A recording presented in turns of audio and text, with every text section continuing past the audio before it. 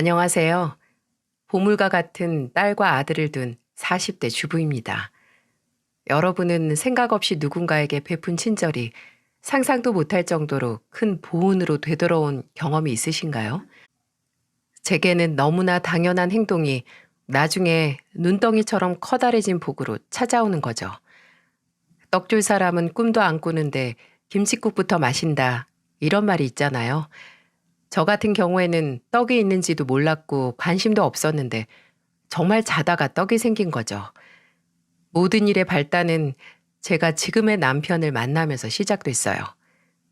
저와 남편은 음식 소모임에서 만났는데요. 같은 관심사를 같은 사람들끼리 모여서 정보도 공유하고 대화도 하는 모임이었죠. 음식 모임인 만큼 서로만의 조리법, 맛집 등을 공유하고 만나서 새로운 맛집을 개척하기도 했고요. 회사 생활에 찌든 저의 숨통을 틔워주고 소소한 행복을 주는 모임이었어요. 그리고 그 모임에 가면 남편을 만날 수 있었거든요.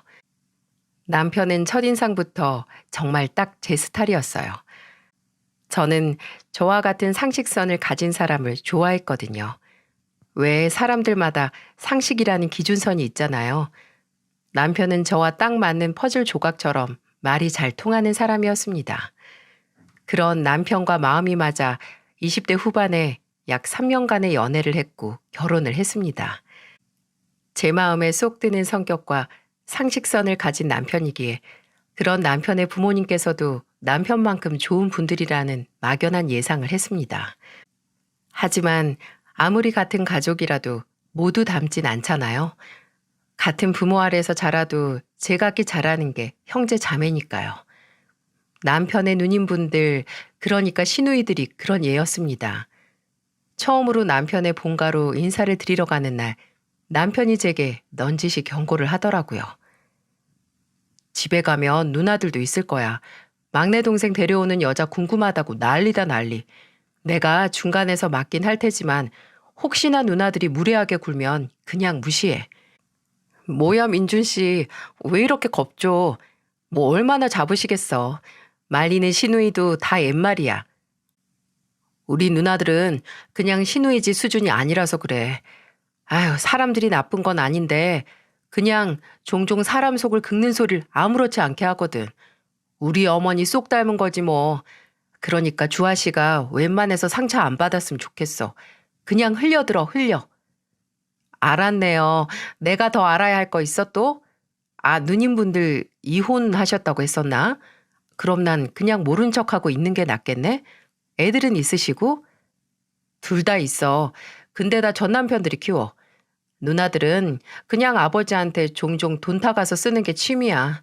둘 다 마흔인데 보면 속이 꽉 막힌다, 꽉 막혀. 남편에게 전해들은 걸로만 보면 시누이들은 그저 아나무인, 선을 지키지 못하는 무례한 사람들처럼 들리더군요. 본인이 중간에서 말리겠다. 그래도 너무 심하게 대하진 않을 거다. 그래도 무슨 말을 들으면 상처받지 마라. 이렇게 어찌나 강조하는지 이게 겁을 주는 건지 안심을 시키는 건지 모를 정도였죠. 직접 마주한 시누이들은 남편이 저에게 미리 경고를 할 정도로 세긴 센 분들이었네요. 민준이랑 나이 차이 얼마 난다고 했지? 연상? 동갑이야, 동갑. 어머, 근데 좀 민준이보다는 더 성숙해 보이네요. 우리 민준이가 곱게 자라서 얼굴에 풍파가 없긴 해. 성숙과 노숙 사이? 나쁘게 듣지 말아요. 그런 타입 중에 세련된 타입들이 많거든. 언니 너무한다. 회사 다닌다고 했죠? 민준이랑 같은 회사? 뭐 어딨지? 식품 쪽이었나? 저기요, 나 말고 동생이 또 있나? 식품회사에서 일하는 동생은 또 누구야? 누나 남동생은 제약회사고요. 주아 씨는 홍보대행사야. 아, 홍보. 그럼 직급은 어떻게 돼요? 예, 미수가. 그만 좀 물어봐라. 네 아버지랑 나도 가만히 있는데 왜 너희가 유난이니? 엄마는 이게 무슨 유난이에요? 우리 막내 만나는 여자 능력 좀 보려고 하죠. 주아 씨 불편해요? 아니면 말하기가 좀 그런 수준인가? 아니요, 불편하긴요. 괜찮아요. 저는 지금 과장 단지 한 1년 가까이 되고 있어요. 어머, 팀장? 와, 주아 씨. 나이치고는 승진이 좀 빨랐나 보네요. 네, 얼굴이 노숙한 만큼 직급도 좀 빨리 달았어요. 유쾌하진 않았지만 뭐 이 정도 공격은 간지럽지도 않았습니다. 회사 다니면서 볼 꼴, 못 볼 꼴 보면서 단련된 멘탈인데 오히려 옳게 기죽이기 수가 빤히 보여서 싱거울 정도였죠. 제가 그날 인사 자리에서 신경이 쓰였던 건 미숙한 시누이들이 아니라 시부모님들이었습니다. 그래, 신혼집은 어디로 하기로 했다고? 제 회사에서 좀 더 가까운 곳으로 하기로 했어요. 거기가 집값이 싸기도 하고 저는 대중교통 타고 다니고 주아 씨는 차 끌고 다니기로 해서요. 어, 그래. 세아가 혹시 결혼 준비하면서 도움 필요하면 가리지 말고 말해라. 민준이 이놈이 영 뭐가 필요하다면 필요하다고 말을 안 해서 도통 내가 뭘 해줘야 하는지 감이 안 잡혀. 아니, 아버지. 민준이만 자식이에요? 늘 저렇게 민준이한테 못해줘서 안달이시라니까. 네 언니랑 너랑 다 시골일 때 100% 지원해줘도 말아먹었으면서 무슨 말이 그렇게 많어? 아버지, 전 딱히 해주실 거 없어요. 예산도 저희가 모은 돈으로 넉넉하고요. 이놈아, 나중에 저 두 놈들처럼 섭섭하다고 하지 말고 지금 말해라 지금. 저것들은 받아놓고서도 섭섭하다고 하지 않냐? 세아가 뭐 필요한 건 더 없냐? 말씀만으로도 감사합니다, 아버님. 혹시라도 도움 필요하면 민준 씨 몰래 제가 말씀드릴게요. 그래, 그래. 이 재미없는 놈한테는 말하지 말고 나한테 직접 말해라. 아유, 아주 며느리가 예뻐 죽겠수? 눈에 넣어도 보지 그래요? 내가 또 뭘 거슬리게 했다고 그래? 마누라는 찬밥 취급하는 양반이 며느리 앞에서는 이빨 빠진 호랑이 마냥 허허실실거려서 신기해서 그래요. 신기해서. 어머니, 아버지가 언제 어머니를 찬밥 취급했어요. 좋은 날 꼭 해야 할 말도 아니고. 그래, 찬밥이었다가 끓임을 부어줘서 미지근하게 만들어주긴 했지. 참나, 언제 그렇게 다정한 성격이었다고 아주 꿀이 뚝뚝 떨어지네, 어? 분명 시아버지는 제게 정말 다정한 분이셨어요. 처음 얼굴을 보자마자 새아가, 새아가 하면서 언제나 뭔가 챙겨주려고 하셨죠. 시어머님도 좀 묵뚝뚝하고 말이 별로 없으셨지 크게 나쁘신 분은 아니었어요. 까탈스럽긴 하셨지만 예의가 있는 분이었습니다. 근데 두 분 사이가 묘했어요. 특히 시어머니는 저녁 식사 내내 시아버지의 모든 말을 탐탁지 않아 하셨고 또 종종 괜한 트집을 잡으셨어요. 솔직히 그때는 아, 내가 오기 전에 두 분이 싸우셨나 보다라고 생각을 했죠. 남편도 딱히 말을 하지 않았으니까요. 시아버지가 시어머니와 또 시누이들과 사이가 좋지 않은 만큼 남편에게 의지를 많이 하셨어요. 남편은 종종 시아버지의 호출을 받고 가서 함께 술 한잔 하자고 들어오곤 했습니다. 시댁에서 새로운 식구가 된 절 가장 환영해 준 사람도 바로 시아버지였고요. 종종 제가 좋아하는 과일을 집으로 보내주시기도 하고 고기를 안 좋아하는 저를 위해 제철마다 생선, 해산물을 보내주시기도 했고 어쩔 때는 좀 황송할 정도로 잘해주시기도 했었죠. 어느 날 퇴근 전에 시아버지에게서 전화가 오는 겁니다. 여보세요? 아버님 웬일이세요? 세아가, 너 이제 퇴근하냐? 네, 이제 퇴근하려고요. 왜요? 내가 지금 너희 회사 근처인데 내려오면 바로 내 차 보일 게다. 네? 아버님이요? 갑작스런 방문에 어안이 벙벙했어요. 집도 아니고 회사에 오신다고? 무슨 일이 났나 싶어서 헐레벌떡 회사 건물 밖으로 나와서 시아버지의 차를 찾았습니다. 영문을 모르는 제가 조수석에 타면서 시아버지에게 무슨 일이냐고 물어도 기다려 보라고만 하시고 운전을 하시더라고요. 궁금증만 증폭시켜 놓고 시아버지가 저를 데려간 곳은 다름 아닌 근처에 있는 백화점이었어요. 그날은 저의 생일 전날이었고 시아버지는 제게 생일 선물을 사주시기 위해 백화점으로 저를 데리고 오신 거였죠. 내가 알아서 사고 싶어도 이 늙은이가 젊은 애들 취향을 어떻게 알아. 가서 원하는 걸로 골라 잡아라. 너무 싼 걸로 잡으면 통과 안 시킬 거다. 시아버지는 일정 금액 이상의 물건을 고르라고 제게 말씀하셨어요. 저는 백화점에서 덜컥 비싼 물건을 고를 수 없어서 발만 동동거렸죠. 죄송스럽게 늘 받기만 했으니 사람이 엄치가 있어야죠. 처음엔 작은 향수를 골랐다가 시아버지에게 빠꾸당하고 반지가 골랐다가 놓고 다른 거 고르라는 시아버지 압박에 결국 결혼하고 처음으로 시아버지께 받는 선물로 명품 가방을 고르고 말았습니다. 결제하면서도 제가 죄송해서 어쩔 줄 몰라 하니까 시아버지는 화통하게 웃으시면서 처음 선물이니까 큰 거 주지 내년에는 기대하지 말라고 하셨네요. 집에 와서 남편에게 시아버지께서 사주신 가방을 보여주면서 마음이 너무 불편하다고 했어요. 근데 남편은 그런 제게 이런 말을 하더군요. 당신이 선물 주는 맛이 나서 그래. 반응이 좋으니까. 반응? 우리 어머니랑 누나들은 아버지가 뭘 해줘도 너무 당연한 걸로 받아들이거든. 어쩔 때는 성에 안 차서 더 내놓으라고도 하고. 근데 당신은 아버지가 삼을 해주면 거의 팔 만큼 반응하잖아. 황송해서 어쩔 줄 모르겠다는 것처럼. 또 당신이 아버지한테 늘 말을 예쁘게 하기도 했으니까. 너무 부담스러워하지 마. 누나들은 3을 주면 10을 더 달라고 하는데 나야 아버지가 뭘 해주시면 왜 해주시냐고 안 해주셔도 된다고 하는 재미없는 아들이고. 알면 좀 고쳐. 그게 말이 쉽나? 근데 우리 아버지 기준을 너무 높여놓으셨는데 아버지가 가방 해주셨으면 난 당신 생일 선물로 뭘 해줘야 하나? 아유, 많은 거 안 바래요. 변기나 앉아서 좀 써. 남편의 말을 듣고 나니 시아버지에게 연민이 느껴졌어요. 시아버지는 6층짜리 원룸으로 구성된 건물을 소유하셔서 임대 사업을 하고 계셨거든요.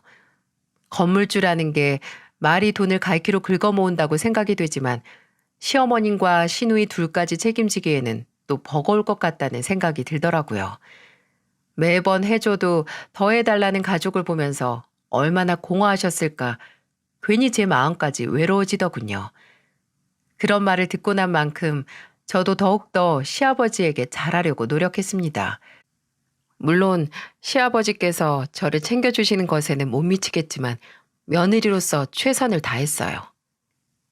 나중에 제가 첫째, 둘째를 낳았을 때는 산후조리원도 시아버지께서 지원해 주시고 아이 낳고 일을 그만둔 제게 용돈하라고 현금도 종종 손에 쥐어주셨어요. 아휴, 제가 이런 은혜를 어떻게 다 갚을 수 있을까요? 그저 늘 한 번을 더 찾아뵙기 위해서 노력하고 더 많이 함께 시간을 보내는 것 뿐이었죠.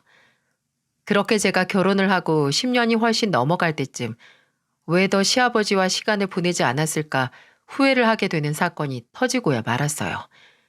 집에 있던 남편이 한 통의 전화를 받고 그대로 땅에 주저앉더라고요. 거실 소파에 앉아있던 저는 그 모습을 보고 바로 달려갔죠. 남편을 부축하면서 도대체 무슨 일이냐고 물으니까 남편은 입술을 파르르 떨면서 말하더군요.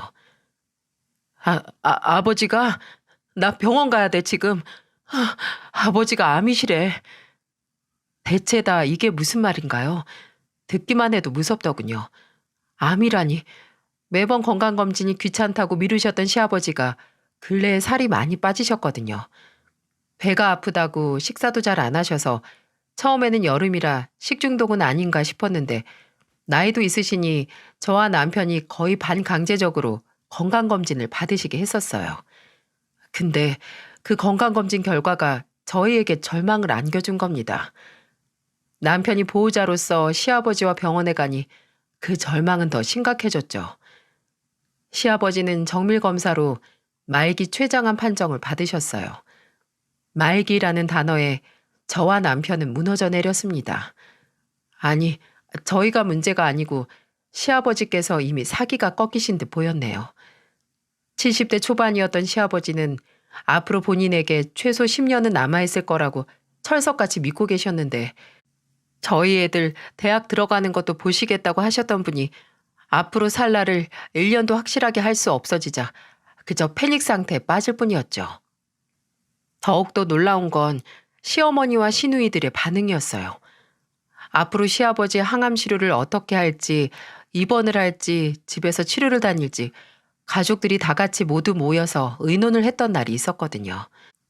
둘째 시누이는 이미 선약이 있다고 참석조차 안 했고 첫째 시누이는 몇 분 앉아 있다가 피곤하다며 먼저 자리를 떴어요.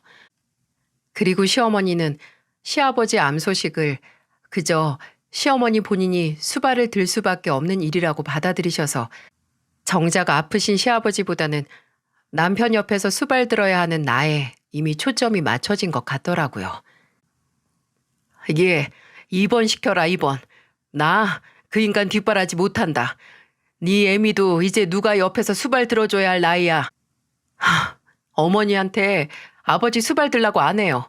아버지가 집에 계시든 병원에 계시든 간병 있을 거고 저도 자주 와서 도울 거고요. 어머님, 저도 계속 들를게요. 애들 학교 가고 유치원 간 시간에는 저도 집 비울 수 있으니까요. 그 인간은 뭐라고 하디? 치료 받겠대? 시아버지는 처음에는 치료에 의욕을 보이지 않으셨지만 남편의 설득 끝에 집중 치료를 시작하셨어요. 수술이 불가능해서 방사능과 항암 치료를 독한 진통제를 복용해가며 받으셨어요. 하지만 시아버지께서는 계속되는 고통스러운 치료에도 눈에 띄는 큰 차도가 보이지 않아서 더욱 치료 자체에 회의적으로 바뀌셨죠. 저도 남편도 매번 병원으로 출근 도장 찍으며 옆에서 응원했지만 시아버지는 항암 치료를 한 달 채우지 못하고 자의적으로 암 전문 요양병원에 들어가셨어요. 그곳에서 치료는 최소한으로 받고 그저 남은 인생을 천천히 정리하는 시간을 갖겠다고 하셨고요. 하지만 그리 최선의 선택은 아니었습니다. 저와 남편은 시아버지가 계시는 요양병원에 일주일에 못해도 2번은 방문을 했었거든요. 저는 주 4일도 방문했었고요. 근데 저희가 갈 때마다 시아버지 상태가 점점 안 좋아지시는 게 눈에 띄게 보이는 겁니다. 편찮으셔서 상태가 안 좋아지신다기보다 뭔가 정신적으로 요양병원에서의 생활이 도움이 안 되는 걸로 보였어요. 시누이와 시어머니는 처음 요양병원 들어가는 날 1번 가고 나중에는 별의별 핑계를 다 대면서 가지 않았거든요. 시아버지를 만나러 가는 가족은 오직 저와 남편 그리고 저희 애들 뿐이었어요. 그러니 시아버지가 점점 우울해하시는 것도 이해가 가더라고요. 그리고 그뿐만이 아니었어요. 어느 날은 제가 일이 있어서 친정에 간 날 전화가 오는 겁니다. 바로 시아버지셨죠. 아버님, 무슨 일이세요? 식사는 하셨어요? 세아가, 너 어디냐? 저 잠깐 친정에 왔어요. 민준이는 지금 회사겠지? 얘가 통 전화를 안 받네. 아버님, 무슨 일 있으세요? 저한테 말하세요. 세아가, 나 좀 데리고 나가주렴. 내가 여기서는 도저히 제정신으로 못 버티겠다. 네? 아버님 그게 무슨 말씀이세요? 어디가 더 안 좋아지신 거예요? 무슨 일 있으셨어요? 아휴, 오늘 아침에 인사한 인간이 점심 먹을 때쯤 실려가고 방금까지 옆에서 농담이나 하던 양반이 다음날 아침에 보이질 않으니까 내가 통 불안해서 살겠니? 나도 언젠가 저렇게 하루아침에 너희한테 작별 인사도 못하고 갈까봐 무섭다 무서워. 나 좀 제발 여기서 나가게 해주렴. 부탁이다. 나 그냥 내 집에서 편안히 눈 감고 갈란다. 네, 알겠어요, 아버님. 조금만 기다리세요. 저는 전화를 끊자마자 바로 남편에게 연락을 했습니다. 처음 입소할 때 접수했던 남편에게 인터넷으로 퇴소 신청을 하라고 했고 저는 짐가방을 챙겨서 병원으로 갔네요. 가서 시아버지 상태를 설명하고 스트레스 때문에 병세가 더 악화될 것 같다고 한 뒤에 퇴원 수속을 밟았습니다. 그때 저를 본 시아버지의 눈빛을 아직도 잊지 못합니다. 탁하게 불이 꺼진 것 같은 눈이 저를 발견하자마자 탁 하고 전등이 들어오는 것처럼 맑아졌죠. 퇴근한 남편과 시아버지 짐을 시댁으로 옮겼고 시아버지께서는 그제야 숨통이 좀 트이시는 것 같았어요. 갑작스런 퇴원에 시어머니는 언짢아 하셨고 남편은 시아버지의 상태를 설명했죠. 근데 시어머니가 그 말을 듣고 뭐라고 했는지 예상이 가시나요? 아픈 인간이 그럼 아픈 인간들이랑 같이 있지. 누구랑 같이 있으려고? 지가 먼저 들어간다고 해놓고. 집안에 아픈 사람 있으면 그 집안 분위기가 우울해지는 법이야. 부정적이고 나쁜 기운으로만 찬다고. 예나 지금이나 남의 생각은 눈꼽만큼도 안 하고 그저 지 걱정뿐이지? 아유, 이기적인 인간. 시어머니의 냉소적인 말에 저는 제 귀를 의심했습니다. 저게 나와 결혼하고 사이에 자식이 있는 사람에게 할 소린가요? 그것도 상대가 당장 시간이 얼마 남지 않을 정도로 아프고 또 아픈 걸로 수발을 들게 한 적도 없는데 말이죠. 병원에서 치료받을 때는 남편이 부른 간병인이 옆에 있었고 평일에는 제가 종종 가서 있었고 주말이면 남편이 가 있었는데 말입니다. 정작 시어머니는 시아버지가 암 판정을 받은 후 병원에서 하룻밤을 지샌 적이 없으셨네요. 근데 대체 뭐가 그렇게 꼴 보기 싫고 견딜 수가 없으신 건지 저는 도무지 이해가 가지 않았고 분명 제가 모르는 뭔가가 있다고 생각을 했어요. 시어머니는 환영하지 않았지만 아무튼 시아버지께서는 결과적으로 다시 시댁으로 돌아와 생활을 시작하셨어요. 병원에 가는 날에는 제가 시댁에 애를 맡기고 함께 갔다 오고 주말이면 저와 남편이 번갈아 가면서 시아버지와 시간을 보냈죠. 제가 시댁에 가서 시아버지 상태를 체크하고 그래도 몸에 좋다는 음식재료 사가서 밥 차려드릴 때마다 옆에 계시는 시어머니는 시아버지께 별의별 시비를 다 거셨어요. 다 늙어서 무슨 미련이 남았다고. 며느리 고생이란 고생은 다 시키네. 어휴, 속 터져, 어휴. 가시돋친 말만 하는 시어머니와 그런 시어머니의 말을 묵묵히 듣기만 하는 시아버지. 그 사이에서 저는 불편해서 죽을 것 같았어요. 시아버지는 시어머니와의 사이가 멀어질수록 저와 남편에게 의지를 많이 하셨어요. 저희 부부가 가능한 부분까지 최선을 다한다고 했지만 저희가 없을 때 시아버지가 시댁에서 어떤 시간을 보내는지 알지 못했죠. 시댁으로 거처를 옮기면서 간병인이 없어도 될 만큼 체력은 회복을 하셨거든요. 남편은 시어머니께 아무래도 복용하는 약이 많으니 옆에서 약 먹는 시간만 챙겨달라고 부탁을 해놓은 상태였어요. 근데 한 번은 저와 남편이 하루 시댁에 방문을 못했던 날 시아버지께서 응급실에 갔다는 시어머니 연락을 받게 됐죠. 저와 남편은 허둥지둥 병원으로 향했고 알고 보니 시아버지께서 진통제를 비롯한 약을 제때 드시지 못해서 통증으로 경미한 발작이 왔던 거였어요. 병원에서 마지막 식사가 언제냐고 묻는데 시어머니는 태어난 얼굴로 점심은 먹고 저녁은 안 먹었다고 하시는 겁니다. 식사를 제때 안 하시고 약도 건너뛰신 거죠. 저와 남편은 하루 동안 시아버지 상태를 확인 못해서 이런 일이 일어났다는 죄책감을 가지고 시아버지를 병원에 입원시켰어요. 차도를 보고 검사를 하기 위해 며칠 입원해야 한다고 하더라고요. 저는 일단 시어머니를 시댁에 데려다 드리고 시아버지가 쓰실 짐을 챙겨와야 했고 남편은 다음날 출근을 해야 했기에 시아버지께서 잠든 틈을 타서 자리를 비웠습니다.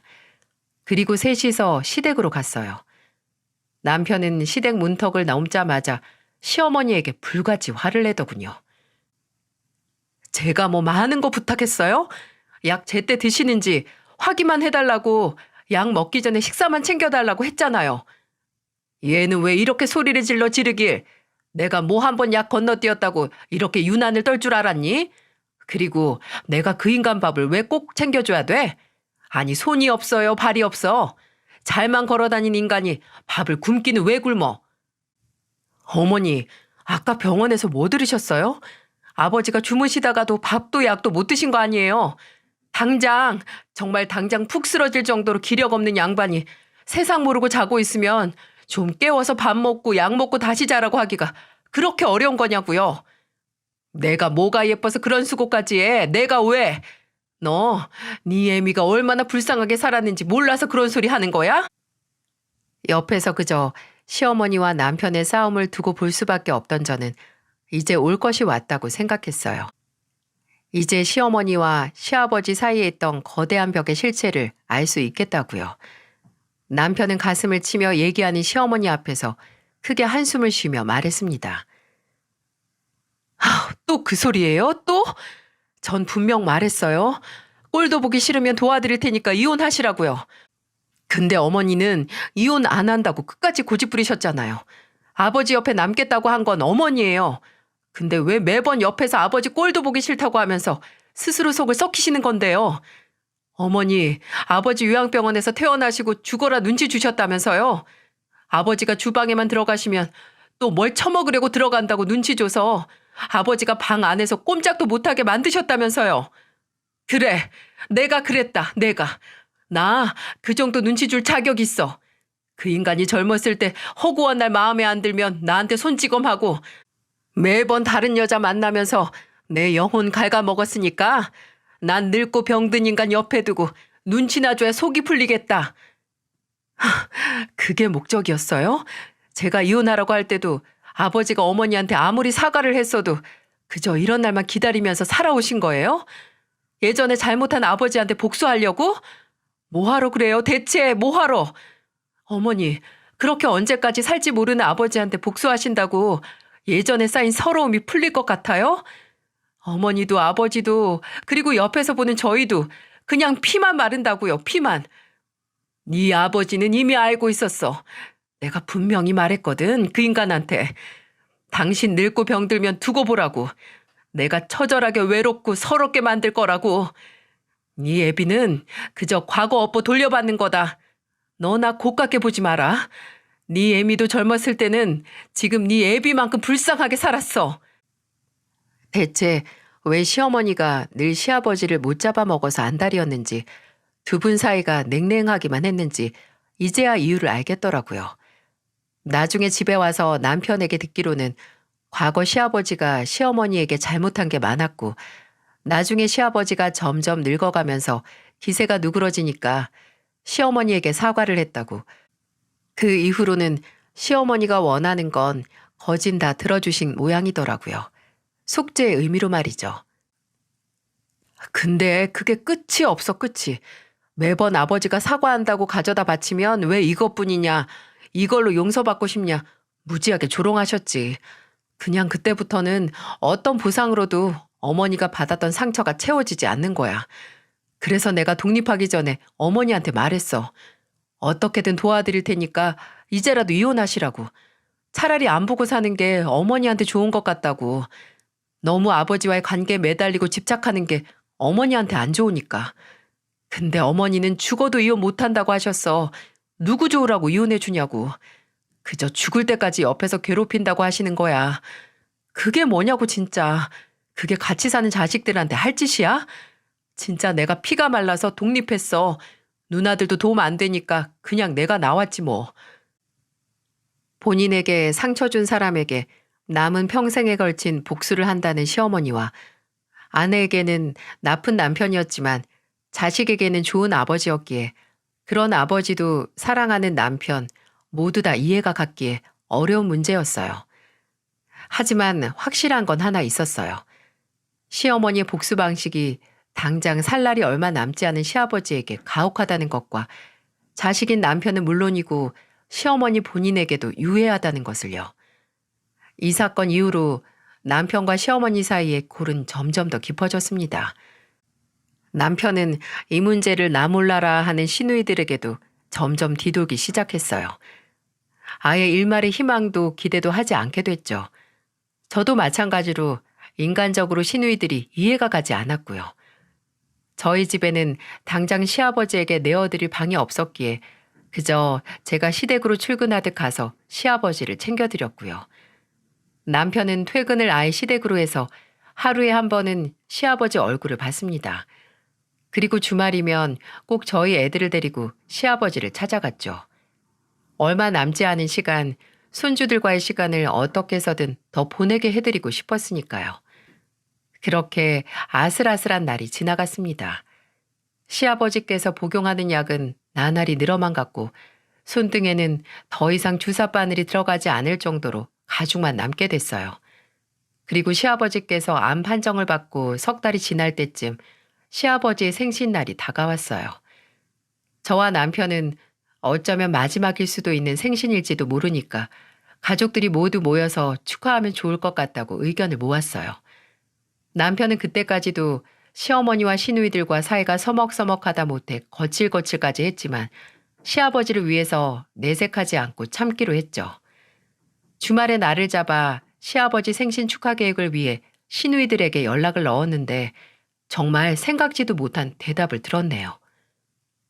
다음 주 아버지 생신? 어머야, 나랑 정숙이랑 엄마랑 여행 가기로 했어. 뭐? 여행? 언제 가는데?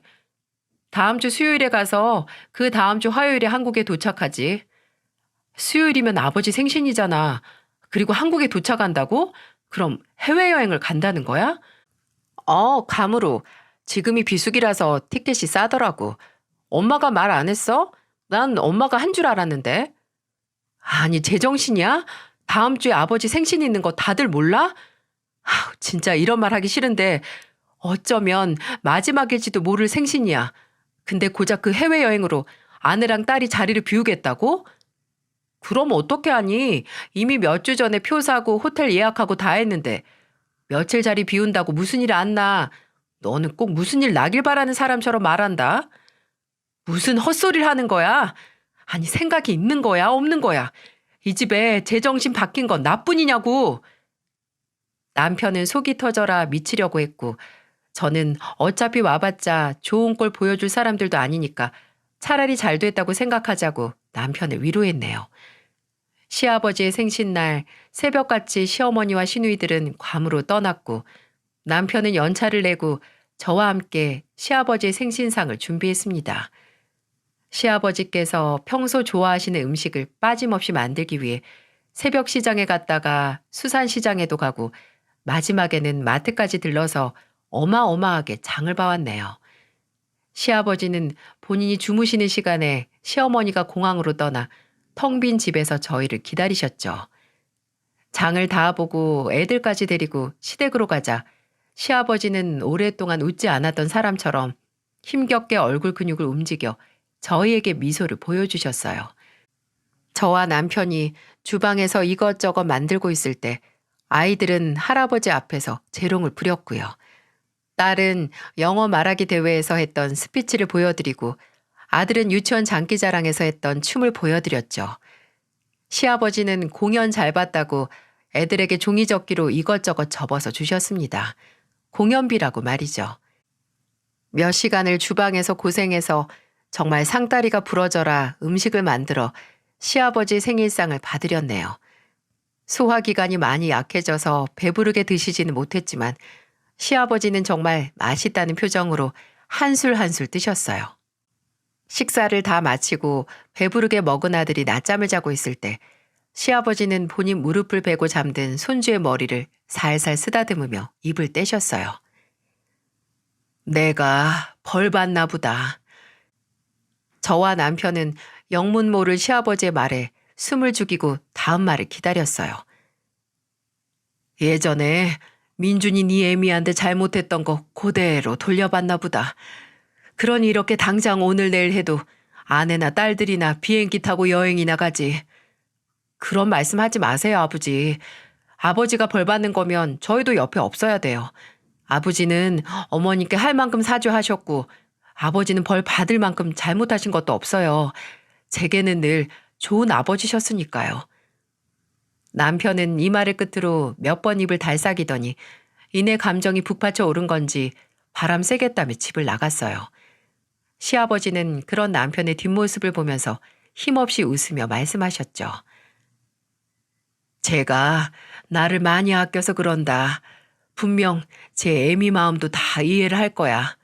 근데 마음이 기울어서 너무한다고 생각하는 거겠지. 참, 나도 후회할 일만 어지간히 많이 만들고 살았네. 공허하고 허무한 말이었습니다. 저는 그런 시아버지에게 무슨 말을 해드려야 하나 한참 고민했어요. 하지만 무슨 말을 한다고 해도 큰 위로가 되지 않는다는 거 알고 있었죠. 제가 이 집 식구가 되기 전에 아버님이 어떤 인생을 살아오셨는지 전 모르지만 제게 아버님은 그 누구보다 다정한 최고의 시아버지셨어요. 남편에게도 아마 마찬가지였을 거고요. 남편에게는 최고의 아버지시겠죠. 그러니까 저나 남편에게 그리고 저희 애들한테도 후회할 거 하나도 없으세요. 아버님께서 저희에게 후회 없이 최선을 다하셔서 저희도 아버님께 후회 없이 최선을 다한 거니까요. 시아버지는 제 말에 고개를 떨구시더니 이내 눈물을 보이셨어요. 저는 시아버지 가까이 가서 그저 어깨를 감싸 안아드렸죠. 잠에서 깬 아들도 막 깨서 무슨 일인지 알 수 없지만 엄마가 할아버지를 껴안아주고 있으니 본인도 벌떡 일어나서 울고 있는 할아버지를 껴안더군요. 때로는 10마디 말보다 한 가지 행동이 사람에게 큰 위로를 주는 법이니까요. 어쩌면 저도 아이들도 그날 시아버지에게 작별 인사를 시작했는지 모르겠습니다. 마음의 준비를 그때부터 시작한 것 같아요. 또 시아버지도 뭔가 다짐을 하셨나 봅니다. 며칠 후 시아버지는 어떤 남자분 하나를 대동해서 저희 집으로 찾아오셨어요. 시아버지와 같이 나타난 남자는 본인을 시아버지의 변호사이자 유언장 집행인이라고 밝히더군요. 아, 시아버지에게 저희에게 할 말을 준비하셨나 보다. 처음에는 그저 이렇게만 생각했죠. 변호사라는 사람이 저희 앞에 증여 계약서를 내밀기 직전까지 말이죠. 아버지 이게... 맞다. 이제 나도 정리를 좀 해야지. 나도 이제 내 몸이 얼마 안 남았다는 거 알겠다. 매일매일 아침에 눈 뜨는 게 그렇게 감사하고 또 그렇게 무서울 수가 없어. 근데 아버지, 이걸 왜 저희한테 주세요? 어머니나 아니 누나들도 불러서 해야죠. 아니, 너희만 있으면 된다. 내가 가진 원룸 건물은 50% 너희 둘한테 주고 나머지 50%는 네 애미랑 누이들한테 셋이서 알아서 나눠 가지라고 줄 거다. 또 내가 죽고 나면 내 통장에 있는 3억까지 너희한테 상속되게 해줄 거야. 건물은 미리 증여하는 거고 유언장에도 그대로 적을 거다. 나 아플 때 특별 부양해준 니들 2명한테 법적 권한이 최대한 가도록 여기 최 변호사가 할 거니까 걱정 말고. 그동안, 아니 아직 내가 눈을 감진 않았지만 정말 고생 많았다. 아버님, 아버지 이러는 게 어딨어요. 제가 뭐 이런 거 원한다고 지금까지 아버지 모신 줄 아세요? 니들이 재산 노리고 한 거 아니라는 거 누구보다 내가 더 잘 안다. 나는 그저 후회하지 않으려고 그러는 거야. 내가 이 돈을 끌어안고 죽겠니? 어디다가 뿌리겠니? 이 재산을 당연하게 생각 안 하고 거저 얻은 게 아니라 내 일부라고 생각하고 소중하게 여길 사람한테 더 많이 가도록 하는 것뿐이니까 부디 받아주길 바란다. 다시 한번 참 고생 많았다.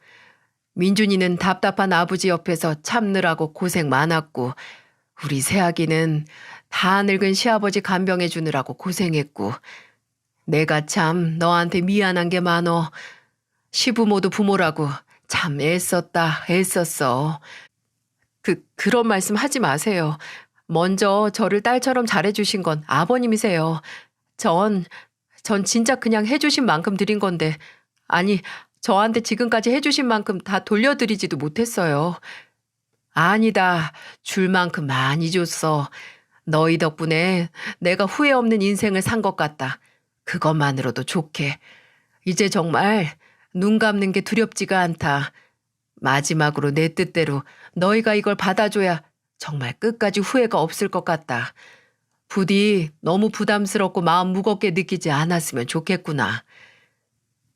저와 남편에게는 너무나 당연한 행동이었는데 시아버지께서는 눈 감아서도 후회 없게 만들 만큼 영향을 준 모양이었어요.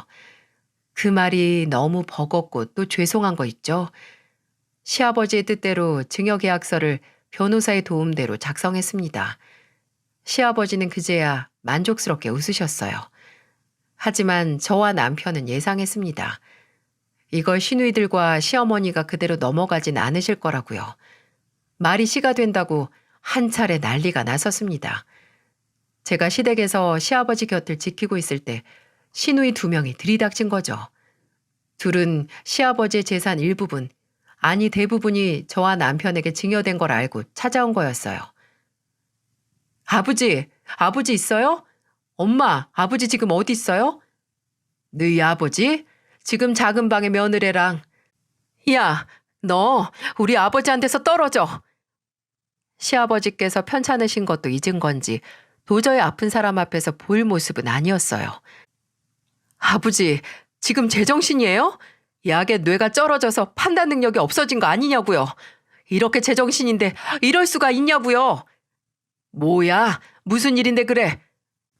엄마, 아버지가 민준이랑 전현한테 건물 50% 넘기신대. 이미 증여까지 했고 아버지 나머지 재산도 쟤네한테 준다고 하잖아. 아니, 민준이만 아버지 자식이에요? 나랑 정숙이는 아버지 자식도 아니냐고요. 형님, 목소리 좀 줄이세요. 지금 아버님 몸 상태 알고도. 넌 입 닥쳐. 너랑 민준이가 뭐라고 아버지한테 바람을 넣는지 몰라도 우린 전혀 용납 못해. 저 양반이 진짜? 아니, 미숙이랑 정숙이는 당신 자식 아니야? 그리고 난 어떻게 하라고? 평생 당신 옆에서 속만 까맣게 타들어가면서 살았는데. 당신 언제든지 나랑 이혼할 수 있었어. 그거 안 하고 옆에 남은 건 당신 선택이야. 이제 상관 안 해. 내 인생 절반을 당신한테 미운 짓 하고 또 절반은 사과하고 산 걸로 좋게. 한 놈은 기억 못하고 당한 놈만 기억한다더니 당신이 사람이야? 당신이 나한테 어떻게 했는데? 그래, 그거 지금까지 당신한테 쭉 사죄해왔고 이제 상관없어. 어차피 당장 내일 아침에 못 일어나도 이상한 것 없으니까 더 이상 후회할 일 안 만들고 살 거야. 그리고 미숙이, 정숙이 너네 한평생 아버지 등골 빼먹고 살았으면 나머지 인생은 알아서들 살아. 내가 한 푼도 안 줬으면 억울하지라도 않지. 건물 나머지 50% 니들이랑 네 애미한테 줄 거니까 사이좋게 논아서 뭐든 하고 살아. 일을 해, 일을. 이것만으로 니들한테 많이 하는 거다. 언제까지 변변치 않은 직업 하나 없이 애비한테 타간 돈으로 살 거야? 아버지가 아무리 돈 묶어놔봤자 돌아가시면 바로 소송 걸 거예요. 공정하게 분배해야지. 쟤네가 뭐가 예쁘다고 그걸 다 줘요? 그럼 니들은 나한테 한 번이라도 공정했었냐? 그저 니들 애미한테 들은 혐오와 미움 그대로 받아들여서 애비를 애비 취급도 안 했으면서. 나는 마지막까지 나한테 잘했던 민준이랑 세아가한테 내 남은 최선을 다할 생각이다. 더 이상 군말하지 마. 더 말 보태면 나머지 50%도 도로 없던 일도 만들 테니까. 최 변호사한테 이미 다 말해놨다. 니들이 상속 재산 분할로 끝까지 물고 늘어질 테니 잘 막아달라고. 아버지, 어떻게 이러실 수가 있어요? 입 다물어. 이게 내가 해줄 수 있는 마지막 부모 노릇이야. 제발 독립 좀 해라, 독립 좀. 몸뿐만 아니라 심적으로도 독립해서 일하면서 제목 해내면서 살아. 거의 울부짖는 시누이들에게 시아버지는 단호했어요. 더 이상 물고 늘어지면 줬던 것도 빼앗고 경찰을 부르겠다고 했더니 분이 안 풀려서 이곳저곳 치고받고 하더니 나가버렸네요. 여전히 믿지 못하겠다는 듯이 노려보는 시어머니에게 시아버지는 이렇게 말하셨어요. 고만 쳐다봐. 어차피 꼴도 보기 싫은 얼굴 왜 자꾸 쳐다보나. 어차피 나 같은 인간은 포기했잖아. 왜 이제 와서 더 실망한 척을 하시나? 나는 이제 당신한테 할 만큼 했으니 예쁜 딸 둘이랑 잘 살아. 내가 지금까지 당신한테 미안했던 일이나 그간의 정을 생각해서 이 집은 내버려 둘 테니까 잘 살아. 나처럼 아프지 말고. 그게 시아버지가 시어머니에게 한 마지막 말이었어요. 남편과 저는 더 이상 시아버지를 시댁에 둘 수 없어서 저희 집으로 모셔왔습니다. 처음엔 왜 왔냐고 구박하던 시어머니도 시아버지가 나간다고 하자 난리를 부렸네요. 이제 와서 또 나가냐고 하면서요. 저희 집으로 오신 시아버지는 후련해 보이시기도 했고 또 서글퍼 보이시기도 했어요. 그리고 계속해서 혼자 중얼거리셨고요. 그래, 후회하면 안 되지. 후회하면 안 돼. 마치 본인에게 되새기는 듯한 말이었어요. 어딘지 그 모습이 결의에 차 있어 보여서 쉽게 다가갈 수도 없었죠. 그렇게 시아버지가 암 판정을 받고 10개월쯤 지났을 때 시아버지께서는 원하시던 대로 주무시다가 세상을 떠나셨어요. 아기처럼 잠든 얼굴로 더 이상 눈을 뜨지 않으셨죠. 마지막 가는 것까지 후회 없는 모습이었습니다. 저와 남편은 어느 정도 예상을 했고 마음의 준비를 했다고 생각했는데 전혀 아니었어요. 시아버님의 장례식 내내 눈물은 멈추지 않았고 또 동시에 웃음도 멈추지 않았습니다. 저와 남편은 예전 시아버지의 모습을 회상하며 울고 웃었어요. 정말 끝까지 사람을 질리게 만들었던 건 장례식 내내 시누이와 시어머니가 오지 않았다는 거였어요. 남편은 시아버지 발인 날까지 그림자 하나 보이지 않는 그 세 사람을 생각하면서 부들부들 떨더군요. 어떻게 이럴 수 있냐? 진짜 사람이면 이러면 안 되지. 그렇게 길기도 하고 짧기도 한 장례를 치르고 나서 이제 더 이상 아픈 곳 하나 없을 시아버지를 생각하면서 기쁘기도 했고 또 허전한 빈자리에 슬프기도 하더라고요. 그런 슬픔을 차마다 느낄 새도 없이 저희 집 현관 앞에 익숙한 사람 2명이 보이더군요. 그렇습니다. 바로 본인들 아버지 장례식에 참석도 하지 않은 시누이 2명이었죠. 남편은 제가 뭐라 말릴 새도 없이 그 둘 앞으로 가서 소리쳤어요. 여기가 어디라고 와? 진짜 누나들이 사람이야? 사람이냐고. 고작 그 돈 때문에 아버지 보내드리는 날도 오지도 않아? 이해해봐라. 고작 돈이란다. 참네. 너는 많이 받아서 아쉬울 거 없겠지만 우린 억울해서 요즘 잠도 못 자. 진짜 장난해? 염치가 있으면 양심이 있으면 더 바라면 안 되지. 대체 어디까지 구질구질해질래? 뭐? 구질구질? 이게 진짜 돌았나? 야, 잔말 말고 건물은 그대로 둘 테니까 아버지한테 받은 3억 그거나 내놔. 너희는 건물 50% 가져가니까 그 돈이나 내놓으라고. 너야말로 양심 있으면 그거 혼자 꿀꺽하는 거 아니지? 아니, 못 주겠는데? 그거 누나들한테 주면 우리 아버지가 저승에서도 후회할 일이라서 못 줘. 2달이 멀쩡하면 일을 해서 돈을 벌어. 아, 정신이 온전치가 못해서 어려우려나? 뭐? 이 자식이 진짜? 짝! 하다 돈 내놓으라고 패악질하고 이제 동생 뺨까지 갈기는 시누이들. 저는 도저히 일반적인 상식선을 그저 무시하고 넘다 못해 지려밟는 호용치 이상의 무례함에 더 이상 참을 수가 없었어요. 고삐가 풀리고 눈이 도는 기분이었죠. 야, 너 이리 와. 지금 남의 집 앞에서 뭐 하는 짓이야? 아, 너 이거 못나? 저는 그대로 남편 뺨을 갈긴 둘째 시누이 머리 끄댕이를 낚아챘어요. 말 그대로 나비처럼 낚아서 벌처럼 쌌죠. 옆에서 남편이 저를 말렸지만 저는 정말 오랫동안 참았거든요. 시누이 2명의 주제넘는 행동들을 말이죠. 야, 니들이 아버님한테 대체 뭘 해드렸어? 얼굴 비추는 것도 안 한 것들이 왜 이제 와서 걸리니 뭐니 난리냐고. 너 이거 안 놔? 이거 당장 놔. 손모가지 부러뜨리기 전에. 아, 무섭다, 무서워. 부러뜨리라고. 내 손모가지 부러지면 너는 모가지 날아가는 거야. 제가 둘째 시누이 머리끄댕이를 마치 질기고 질긴 미역 마냥 잡고 놔주질 않자 남편은 경찰에 신고를 했습니다. 남의 집 앞에서 돈을 달라고 난동 부리는 2명을 데려가라고 말이죠. 이후 시누이들은 포기를 하지 않고 저희를 찾아오고 연락을 해왔습니다.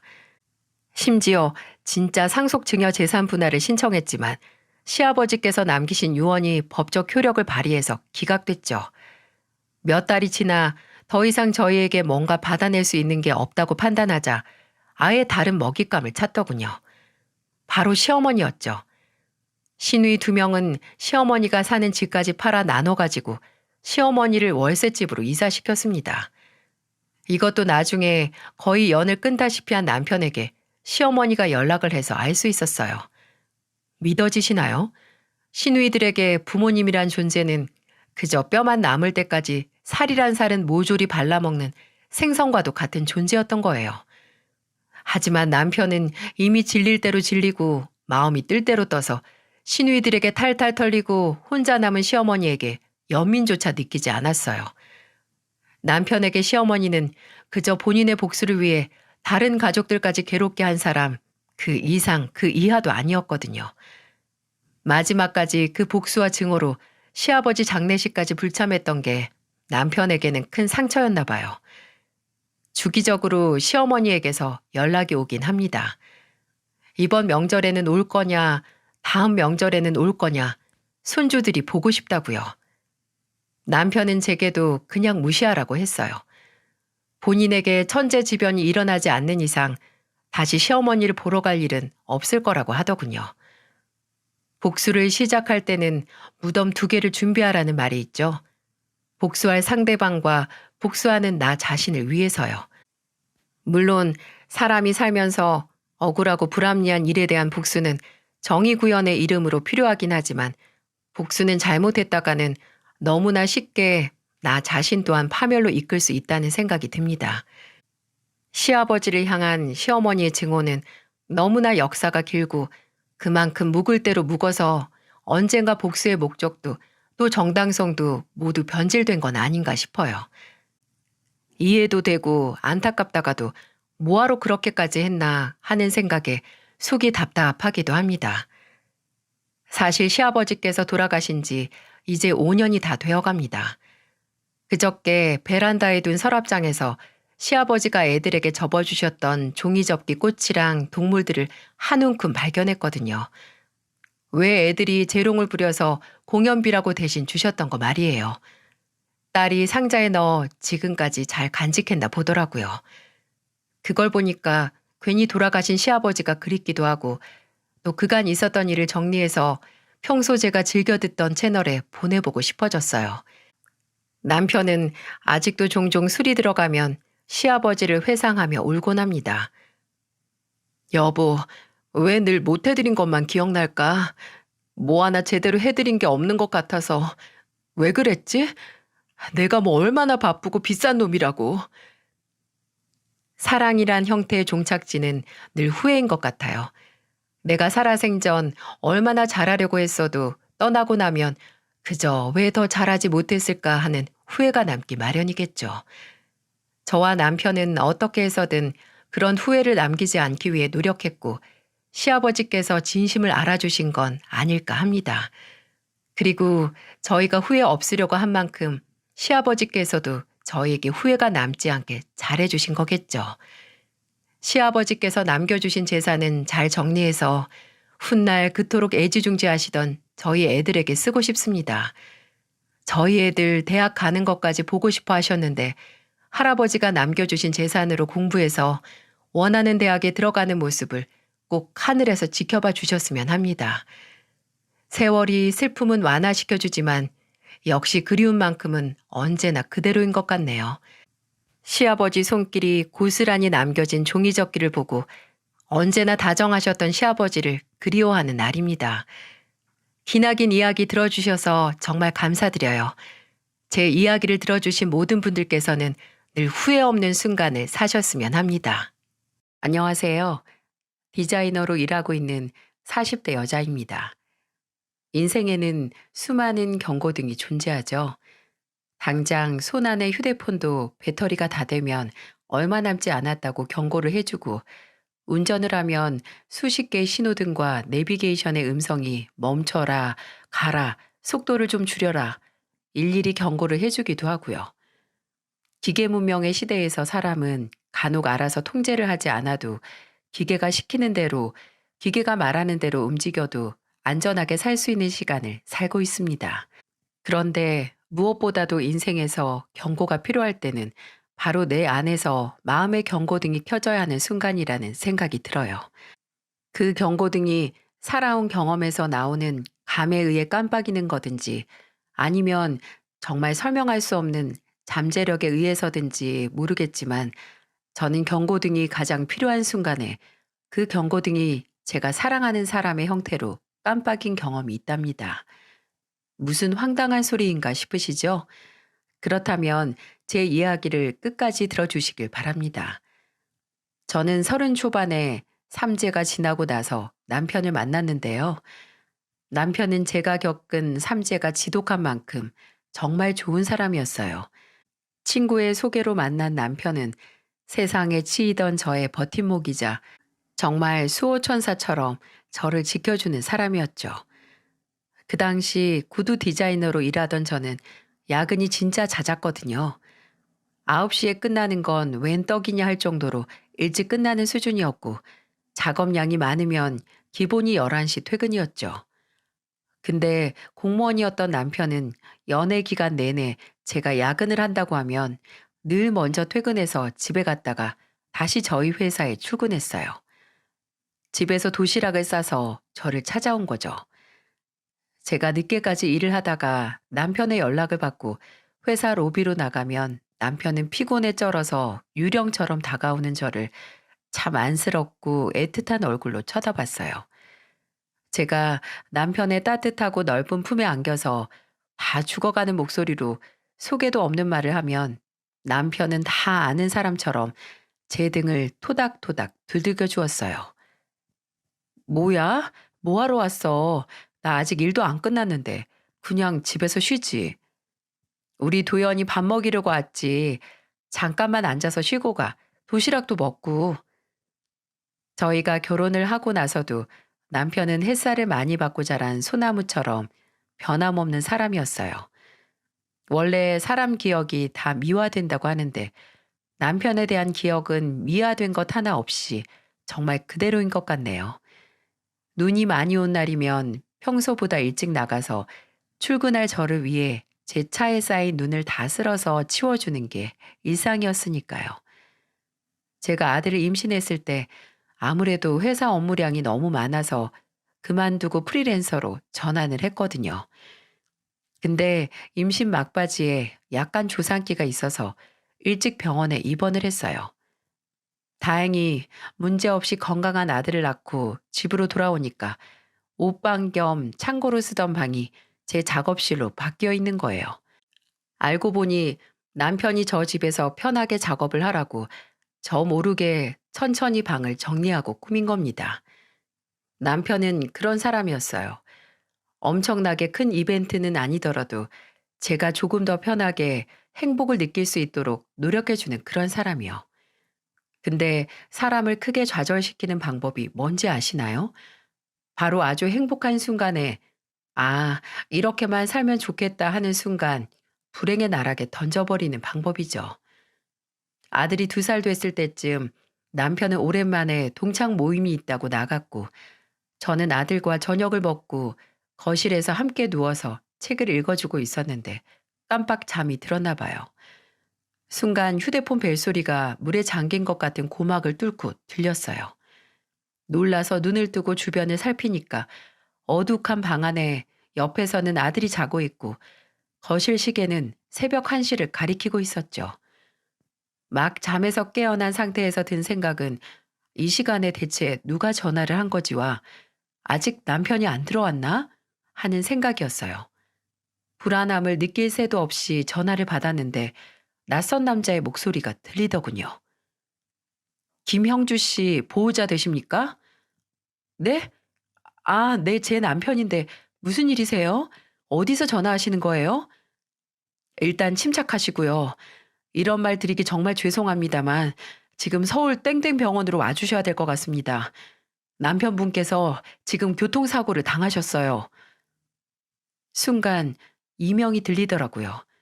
몇 층 몇 호실로 오라는 남자는 본인을 경찰이라고 밝혔고 그 목소리를 듣는데 삐 하고 거슬리는 이명이 같이 들려서 몇 번을 뭐라고요? 뭐라고요? 하고 되물은 것 같네요. 다리에 힘이 안 들어가는데 일단 남편을 만나러 가야 하니 집에서 입던 잠옷 차린 그대로 아이만 데리고 나와 택시를 잡았어요. 근데 그 시간에 택시가 어떻게 빨리 잡힐 수 있었겠어요. 큰 길까지 계속 걷다가 나중에는 정신 차리고 코를 불러서 간신히 병원까지 갔죠. 하지만 제가 도착했을 때는 이미 남편은 이 세상 사람이 아니었습니다. 늦은 밤 신호등을 건너다가 신호 위반 차에 치인 남편은 제가 도착하기 5분 전에 숨을 거뒀어요. 뭐가 그렇게 급하다고 나랑 우리 애 얼굴 한 번만 보고 가지. 누워있는 남편에게 가까이 다가가지도 못하고 그대로 바닥에 주저앉아서 정말 오랫동안 울었습니다. 아들은 엄마가 목이 찢어져라 우니까 뭣도 모르고 따라 울기 시작했고요. 남편 장례식은 어떻게 치렀는지 아직도 기억이 안 나네요. 부모님과 가까운 친척들, 그리고 제 친구들이 와서 저 대신 많이 도와줬던 것 같은데 그냥 구석에 영원히 빠져나간 채로 아이만 안고 가만히 있었던 기억만 납니다. 장례식이 끝나고 남편을 낙골당에 안치를 시킨 후에도 달라지지 않았어요. 아니, 이제 품에 아이를 안고 있지도 않았습니다. 정말 애를 방치한 채 술만 먹은 것 같아요. 취하면 내 옆에 이제 남편이 없다는 걸 인지하지 않아도 되고 슬픔이 한순간에 사라지니까요. 정말 눈을 감고 누우면 다음날 눈을 뜨고 싶지 않았어요. 이대로 잠에서 깨지 않아도 괜찮다는 생각을 정말 무수히도 많이 했네요. 폐인 같은 생활이 지속됐고 프리랜서 계약을 했던 회사도 개인 사정으로 작업을 더 이상 미룰 수 없다는 통보를 해왔어요. 근데 손에 뭘 쥐고 집중을 할 수 있는 에너지 자체가 바닥나서 될 대로 되라라는 식으로 시간을 허비했죠. 그러다가 어머니께서 집으로 찾아오셨습니다. 딸이 힘든 것도 알고 이해하지만 손주가 방치되고 있는 것도 계속 두고 볼 수는 없으셨으니까요. 거의 몇 달을 조금의 청소도 되지 않고 먼지만 가득 쌓인 집을 둘러보신 어머니는 제게 뭐라 말은 못하시고 청소부터 시작하셨어요. 그리고 제 아들을 씻기고 밥을 먹이셨죠. 저는 당연히 앞에 놓인 죽 한 술도 뜨지 못했고 어머니는 그런 저를 빤히 보시다가 눈물을 흘리셨어요. 사위 보낸 지 얼마나 됐다고. 이제 딸까지 잃을 것 같아서 엄마가 너무 무서워. 도연아, 너 이렇게 시름시름 앓다가 잘못되면 이 엄마는 어떻게 하니? 우리 현준이는 또 어쩌고? 어? 도연아, 너 잘못되면 지금 너 슬픈 만큼 네 자식도 슬프게 만드는 거야. 우리 딸 천천히 다시 시작하자. 어? 김서방이 너 지금 이러고 있는 거 보면 마음 편히 눈을 감을 수 있겠어? 다행히 저는 어머니와 주변 사람들의 도움으로 일상을 천천히 회복해 나갔어요.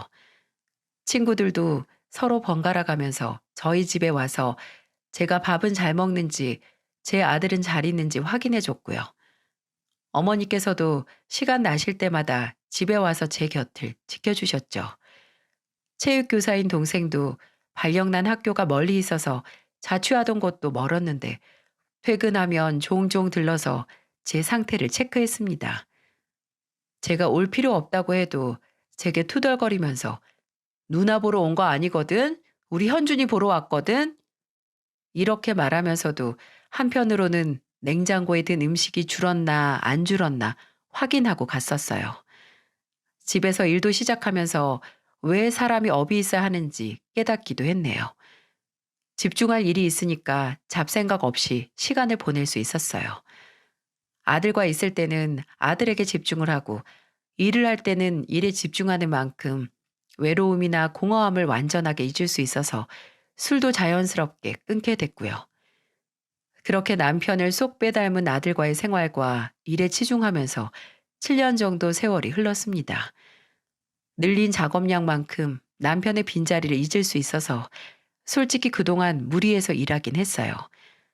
집에서 집안일하고 아들과 함께 보내는 시간 외에는 계속해서 일을 받아와서 했었거든요. 아들이 학교에 다니면서 일을 더 늘렸고요. 그리고 그 결과 제 몸이 많이 망가졌습니다. 오래 앉아서 작업하는 일을 하다 보니까 자세도 굳었고 허리 통증이 심해져서 병원에 다니기 시작했어요. 병원에서는 조금이라도 일주일에 3번 이상은 할 수 있는 운동을 하라고 하더라고요. 근데 제가 실내에서 하는 운동은 답답해서 잘 하질 못했어요. 그래서 생각을 하다가 자전거를 타기로 했어요. 운동이란 게 당장 목에 칼이 들어올 정도의 뚜렷한 목표가 없으면 대충 설렁설렁 하게 되잖아요. 특히 혼자 하게 되면 오늘은 하지 말까? 그냥 쉬지 뭐 하고 뛰어넘기일 수도 있고요. 그래서 친구의 조언으로 같은 지역 사람들끼리 같이 만나 자전거를 타는 동호회에 들어갔죠. 확실히 같이 하는 사람들이 있으니까 혼자 할 때보다는 더 의무적으로 나가서 자전거를 타게 되더라고요.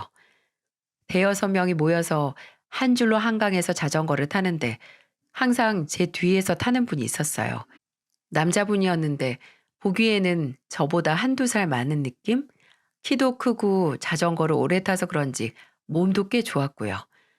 종종 모여서 대화를 나누면 조용하면서도 대화를 주도할 때는 주도하는 느낌이라서 되게 리더십 있는 사람 같다고 혼자 생각을 하고 있었죠. 근데 그 남자가 어느 순간 제게 다가와 있더라고요. 중간에 다 같이 쉬면서 앉아 있으면 물을 사와서 건네주면서 제게 말을 붙이곤 했죠. 도연 씨, 체력이 생각보다 좋으신 것 같아요. 처음에 건강 때문에 시작했다고 해서 따라올 수 있을까 좀 걱정했는데. 아, 근데 다들 그렇게 빨리 달린다거나 오래 타는 건 아니라서 따라갈 만해요.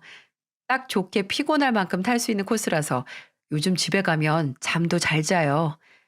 그렇죠? 저도 처음에 불면증 때문에 시작했거든요. 밤에 매일 뒤척이면서 잠을 통 못 잤는데 이렇게 자전거 타고 나면 꿀잠 잘 수 있어서요. 상대방의 말을 잘 이끌어내는 대화를 할 줄 아는 사람이었어요. 끊김없이 계속해서 대화할 주제를 이끌어내는 사람이요. 알고 보니 성형외과 의사였더라고요.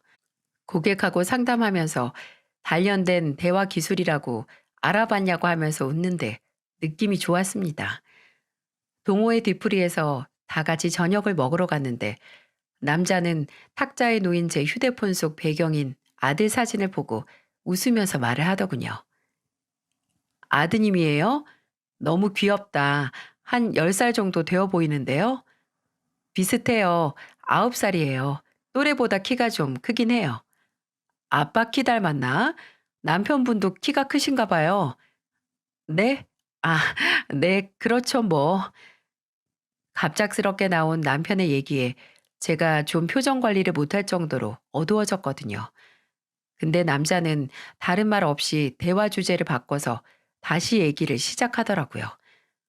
그냥 그런가 보다 저도 넘어갔는데 식사를 다 하고 집에 오니까 번호를 교환한 남자에게서 문자가 와 있었어요.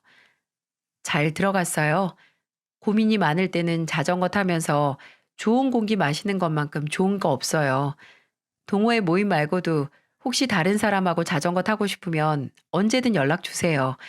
말 잘하는 만큼 이야기도 잘 들어주는 주연재입니다. 라고 말이죠. 남자는 그 찰나의 순간에 제 얼굴에 도는 어두운 기억을 알아본 모양이었어요. 처음에는 제 속을 내보였다는 생각에 이상하게 모임이 안 나가게 되더라고요. 일종의 방어 기제라고 할까요? 한동안 동호회 안 나가다가 오랜만에 나가니까 남자는 저를 보고 깜짝 놀라더군요. 그리고 그전만큼 말을 걸어오지도 않았어요. 근데 모임이 끝나고 파하는 분위기에서 조용히 저를 잡고 그러더군요. 괜히 개인적으로 연락을 해서 미안하다고 그게 부담스러워서 제가 모임이 안 나온 줄 알았대요.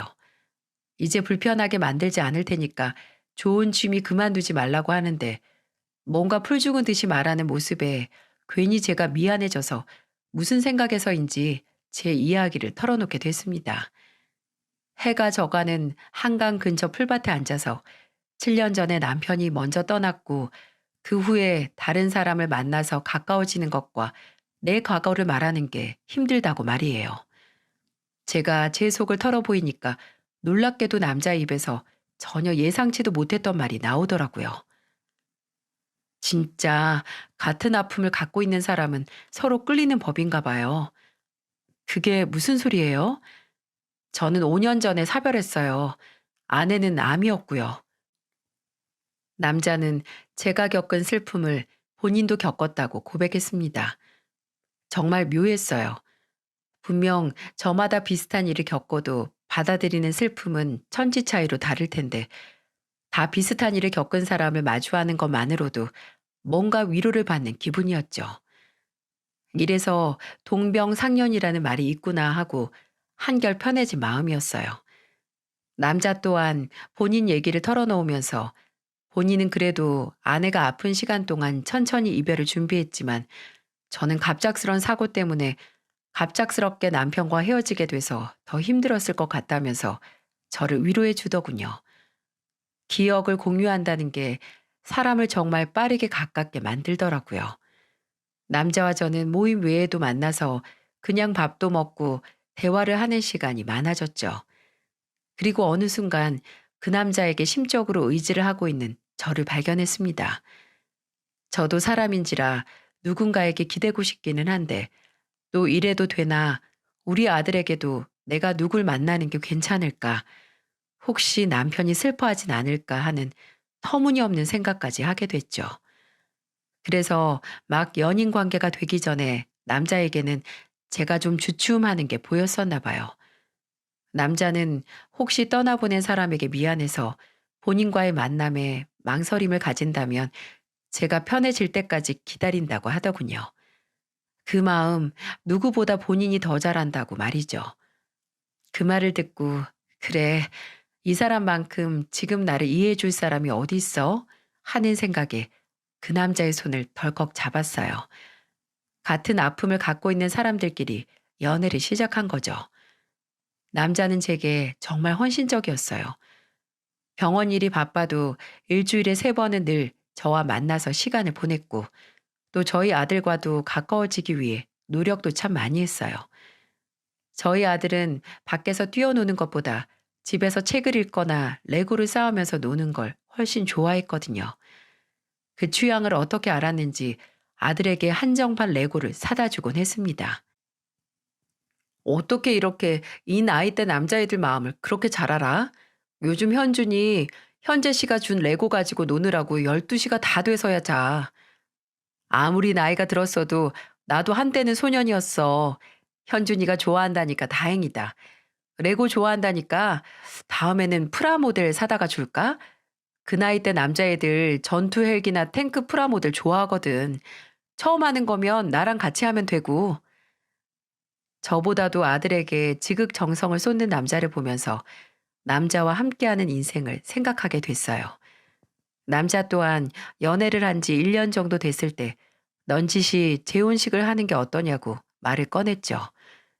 제게 혹시 혼인신고를 하는 게 부담이 되면 가족끼리 모여 간단하게 재혼식을 하고 같이 사는 건 어떠냐고 하더군요.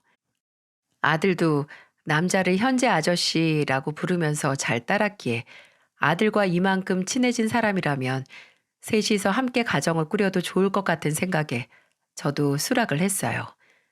제 재혼 소식은 오랫동안 저를 걱정했던 사람들에게 그 걱정을 조금이나마 덜 해도 된다는 소식과도 같았죠. 어머니께서도 잘 생각했다고 기뻐하셨고 친구들도 재혼식을 아무리 작게 해도 꼭 갈 거라고 야단법석이었어요. 제 동생은 그 당시 유일하게 제 예비 남편을 본 사람이었는데 조카 보러 왔다가 같이 있던 예비 남편을 마주친 거였어요. 동생도 물론 제 재혼 소식을 축하해 줬지만 행여 누나가 또 사람 관계로 인해 상처를 받지 않았으면 하는 노파심에 급하면 체한다고 빠르게 해치울 것 없으니 마음 편하게 가져라 라고 말해주더라고요. 어차피 재혼식이라고 해도 거창할 것 없이 가족들끼리 만나 식사를 하고 새로 집을 얻어서 살림을 합치는 거라 결혼만큼 많이 준비할 것도 없었어요. 그저 아들이 새로운 가족을 상처 없이 잘 받아들이길 원했죠. 예비 남편은 병원 예약이 많아 바빴기에 상대적으로 시간이 여유가 있는 제가 함께 살 집을 알아보고 재혼식을 할 장소를 찾아봤네요. 작은 규모의 호텔 웨딩홀을 몇 곳 둘러보고 마음속으로 원하는 곳을 정한 날, 그 주 주말에 예비 남편과 함께 제 마음에 든 호텔 야외 웨딩홀을 같이 보러 가기로 했어요. 날씨만 좋으면 높고 새파란 하늘 아래서 축복을 받을 수 있을 것 같았어요. 하루 종일 부동산에 갔다 오고 호텔 곳곳을 들린 후라 피곤한 몸은 잠자리에 눕자마자 잠이 들었네요. 그리고 저는 꿈을 꿨습니다. 이 모든 걸 다 뒤집어 버릴 만한 운명의 경고등이 나오는 꿈을 말이죠. 꿈속에서 저는 제가 최종적으로 재혼식으로 올리고 싶어 하던 그 야외 웨딩 장소에 있었어요. 분명 제가 보고 온 날은 구름 한 점 없는 하늘 아래 푸른 풀들이 깔린 곳이었는데 이상하게 하늘도 우중충한 게 누가 재채기 한 번 하면 하늘에서 와락 빗줄기가 쏟아질 것 같았네요. 저는 하얀 원피스를 입고 신부가 입장하는 하얀 카펫 끝에 서 있었어요. 그리고 그 반대편 끝에는 제 예비 남편으로 보이는 사람이 서 있었고요. 꿈이라서 별다른 생각 없이 머릿속에 아, 나 재혼하지? 오늘이 재혼식이었나 보다. 근데 나 따로 입장 안 하기로 했는데 좀 이상하네? 하고 뭐 입장하기로 했나 보지 생각을 하고 예비 남편이 있는 곳으로 한 걸음 내디디려고 했어요. 그런데 그때 뒤에서 누군가가 제 손을 턱 잡는 거예요. 놀라서 바로 뒤를 돌아보고 꿈이 아니었다면 다리가 풀려 주저앉았을 거예요. 저를 잡은 건 바로 이미 이 세상 사람이 아닌 제 남편이었어요. 남편은 마지막 모습 그대로 젊고 다정한 얼굴 그대로였지만 표정만은 무섭게 굳히고 있었죠. 이게 대체 무슨 상황이지 하는 생각에 남편이 이미 죽었다는 생각도 못하고 떨리는 목소리로 남편을 불렀어요. 여보, 뭐야? 왜 여기 있어? 도연아, 너 가면 안 돼. 너 가면 큰일 나. 그게 무슨 소리야? 나 지금 가야 돼, 여보. 나 보내줘. 안 돼, 도연아. 너 가면 안 돼. 절대 그 남자한테 가면 안 돼. 남편은 끈질기게 제 손을 잡고 놔주지 않았습니다. 저는 점점 제 팔을 옥죄어 오는 남편의 힘이 아프게 느껴져서 제발 놔달라고 했어요. 그렇게 한참을 실랑이를 하다가 남편이 순간 사색이 돼서 안 돼! 하는 외침에 잠에서 깨고 말았죠. 꿈에서 깨고 나서도 한참 동안 뭐가 꿈이고 현실인지 한동안 구분을 못했습니다. 그렇게 다시 잠에도 못 들고 날밤을 샜죠. 아침이 되고 아들을 학교에 보낸 후에도 계속해서 그 꿈 때문에 싱숭생숭하더군요. 내가 무의식 중에 남편에 대한 죄책감을 느끼고 있어서 꾼 꿈은 아닐까 하고 제 자신을 다독였어요. 근데 아무리 그냥 꿈은 꿈이다, 아무 의미 없다고 생각을 하려고 해도 꿈속에서 봤던 남편의 그 얼굴이 계속 생각나는 거예요. 친구들에게 말을 해봐도 네가 괜히 아직도 남편을 못 잊어서 그런다. 예비 남편이랑 합치면 괜찮을 거다라고 하고 어머니에게는 아예 더 큰 걱정을 하실까 말도 못했고요. 그래서 마지막으로 한 사람에게만 더 제 걱정을 털어놓기로 했어요. 바로 제 남동생이었죠. 동생은 그 당시 결혼을 해서 살고 있었는데 올케도 성격이 참 좋고 적극적이라서 종종 제 아들과 함께 넷이서 많이 놀러 다녔거든요. 아직 자식이 없어서 저 쉬라고 아들 데리고 셋이서 놀이동산이다, 여행이다 다니기도 했고요. 투덜투덜해도 늘 제 뒤치다꺼리를 해주던 든든한 동생이라서 동생에게 털어놓으면 뭔가 해답을 얻지는 못해도 제 마음은 편해질 것 같았어요. 나를 잡고 동생의 집에 갔습니다. 올케는 아들을 데리고 있고 저는 주방에 동생과 마주보고 앉아서 그 꿈 얘기를 시작했어요. 제가 꿈 얘기를 하면 할수록 동생 표정이 묘하게 가라앉더군요. 저는 설명을 마치고 조용히 동생의 눈치를 보다 물었어요. 내가 괜한 꿈 꾼 거겠지? 나 이 꿈 때문에 식장 예약도 미뤘어. 그 사람한테는 마음에 드는 곳이 없다고 더 알아보겠다고 했고, 내가 예민한 거겠지? 그치? 아니야. 잘 미뤘어. 누나한테는 그때 말 안 했는데, 나 사실 그 남자 만나고 나서 좀 찝찝했어. 찝찝했다고? 왜? 왜 사람이 느낌이라는 게 있잖아. 그 사람 웃는 게 어딘지 좀. 원래 남자는 남자가 봐야 잘 아는 거야. 그게 뭐야? 그냥 느낌일 뿐이잖아. 그럼 누나는 한 번 꿈에 안 나오던 매형이 이때 갑자기 나온 게 그냥 우연 같아? 그걸 모르겠으니까 문제지. 진짜 개꿈이면 어떡해? 누나 잘 생각해봐. 아무리 누나가 사서 걱정한 거더라도 먼 일 나기 전에 돌다리 두드려 보고 가는 게 훨씬 나아. 그리고 누나, 매형을 생각해봐. 매형이 괜히 누나 꿈에 나와서 괜한 걱정하라고 속 시끄럽게 할 사람이야? 죽은 매형은 누나가 더 잘 알잖아. 내가 아는 매형은 아내가 새로운 시작한다고 해서 괜히 초칠 그런 사람 아니야. 오히려 본인 있고 잘 살라고 축복해줄 사람이지. 맞는 얘기였어요. 남편은 괜히 저를 혼란스럽게 할 사람이 아니었습니다. 그게 한낱 꿈의 형태라고 해도 말이죠.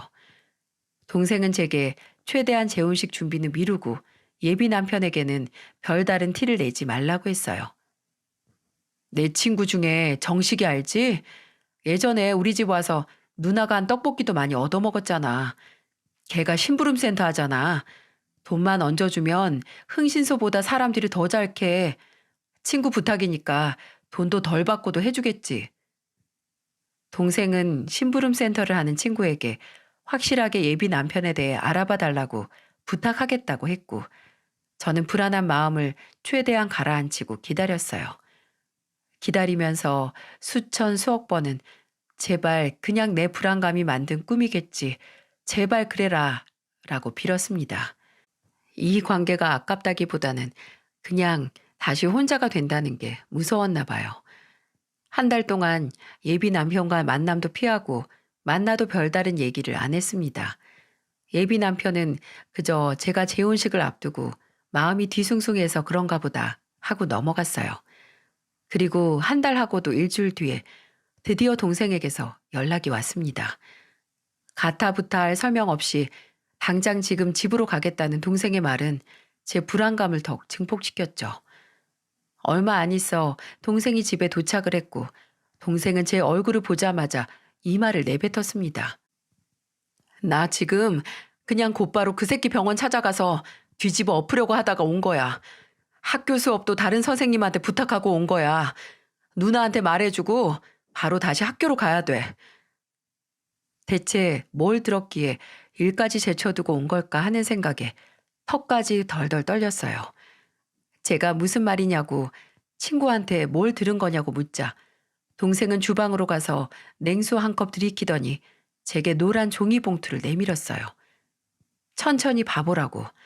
보고 설명해 준다고 해서 저는 덜덜 떨리는 손에 최대한 힘을 주고 봉투를 열어 내용물을 확인했죠. 그리고 그 안에 있는 건 당장 산속에 들어가서 미친 듯이 소리를 지르고 싶을 정도로 기가 막히고 충격적이었어요. 이건 지금 별거 중인 두 번째 와이프 사이에서 난 애들이랑 패밀리 레스토랑에서 나오는 사진. 그리고 이건 그 인간. 보여? 와이프랑 사별한 흔적도 없고 심지어 지금 와이프랑 별거 중이야. 별거 중. 등본에 애가 셋이야 셋. 첫 번째 와이프는 이혼했고 심지어 이혼도 이 새끼가 바람 피워서 이혼당한 거야. 정식이가 확실히 하려고 전에 다니던 병원 사람까지 수소문해서 찾아서 인터뷰했다고 하더라. 그 병원에서 나와서 따로 개업한 것도 바람나서 이혼당한 거 소문 쫙 나서 잘려서 그런 거야. 참나. 심지어 병원에서도 사생활 난잡하기로 유명했다더라. 간호사들한테 찝쩍거려서 그만둔 사람도 한둘이 아니고 환자들한테도 그 지랄해가지고 병원 옮긴 사람도 있대.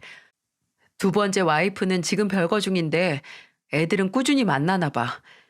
지금 사는 집 주소가 이 인간 명의가 아니라서 정치기가 미행했더니 병원 퇴근하고 광진구에 있는 아파트로 갔대. 거기가 원래 살던 집이야. 두 번째 와이프랑 누나한테 알려준 오피스텔은 별거 하느라고 전세로 잠깐 사는 거고 와이프랑 애들은 거기 살고 있어. 그 새끼가 먼저 누나한테 부담스러우면 혼인신고는 나중에 하자고 했다고 했지? 그랬겠지. 이미 결혼한 새끼가 어떻게 또 결혼을 해?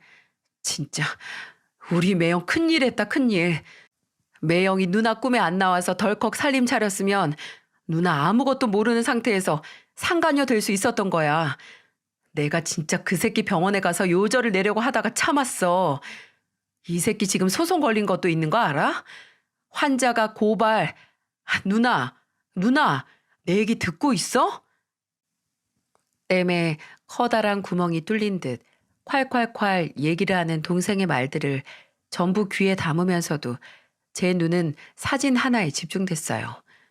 바로 예비 남편, 아니 그 자식이 본인 자식으로 보이는 아이와 대형 장난감 가게를 손잡고 나오는 사진인데 아이가 품에 안고 있는 그 장난감이 바로 며칠 전 제 아들에게 사다 주었던 것과 똑같은 프라 모델이었던 겁니다.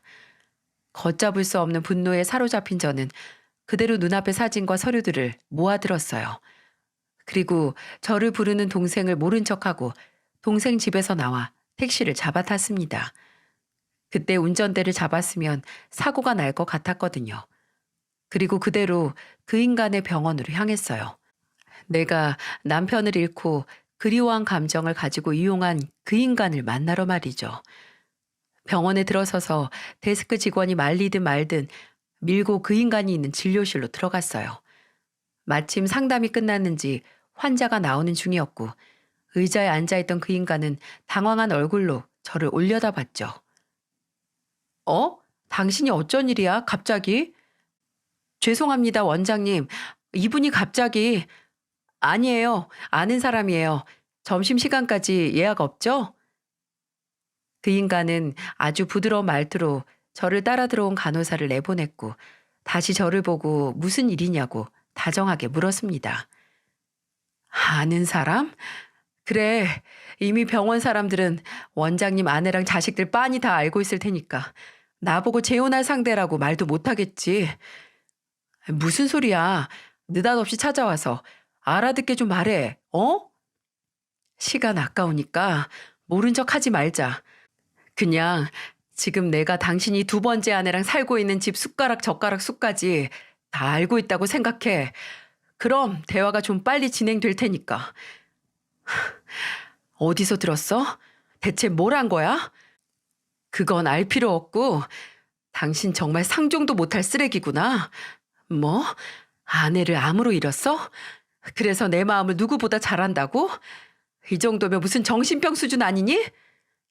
원래 상대방 마음 얻으려고 연애하기 전에 마음에 없는 소리 하잖아. 그거랑 같은 거야. 말이 되는 소리 좀 해.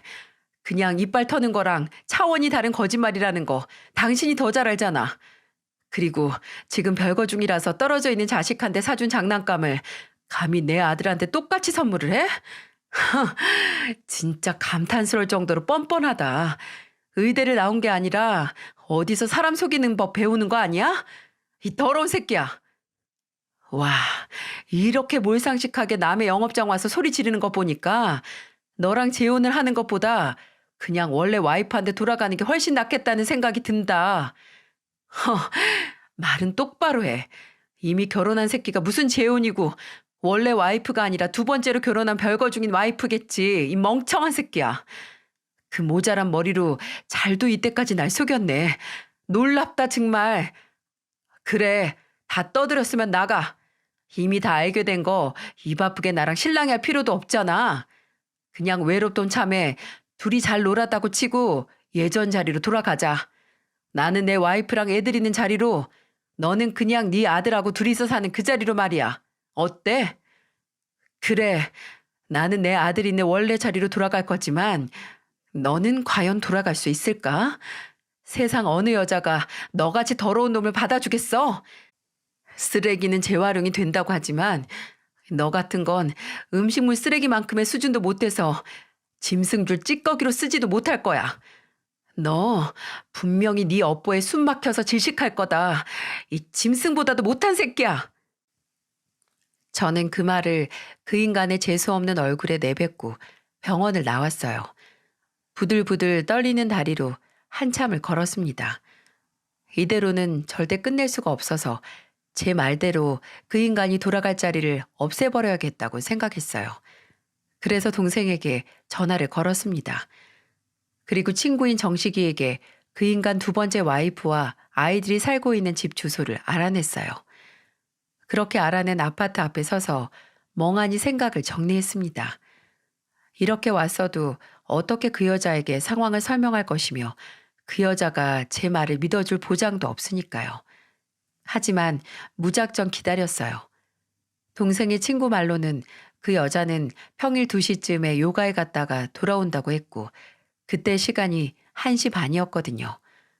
혹시 그 여자가 원래 예정되어 있던 스케줄대로 움직이지 않을 수도 있지만 상관없었어요. 그 당시 제게는 그 방법밖에 생각이 안 났거든요. 그리고 2시 40분이 넘어갈 때쯤 어깨에 짐백을 맨 여자가 나타났습니다. 아까 사진에서 본 그 여자가 말이죠. 저는 천천히 그 여자에게 다가갔어요. 그리고 최대한 침착한 목소리로 말을 걸었습니다. 실례합니다. 최현영 씨 맞으세요? 네, 그런데요, 절 아시나요? 저는 이도연이라고 하는데 이번에 그쪽 남편 주현재 씨와 본의 아니게 재혼식을 할 뻔한 사람이에요.